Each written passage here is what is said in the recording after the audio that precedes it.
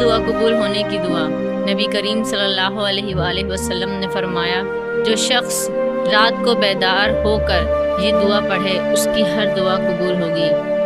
لا الہ الا اللہ وحدہ لا شریک لہ لہ الملک ولہ الحمد وہو علی کل شیء قدیر۔ الحمد للہ وسبحان اللہ ولا الہ الا اللہ واللہ اکبر ولا حول ولا قوۃ الا باللہ۔ ہر دعا قبول ہونے کی دعا۔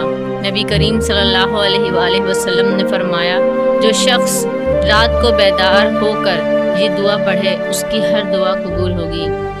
لا الہ الا اللہ وحدہ لا شریک لہ لہ الملک ولہ الحمد وہو علی کل شیء قدیر۔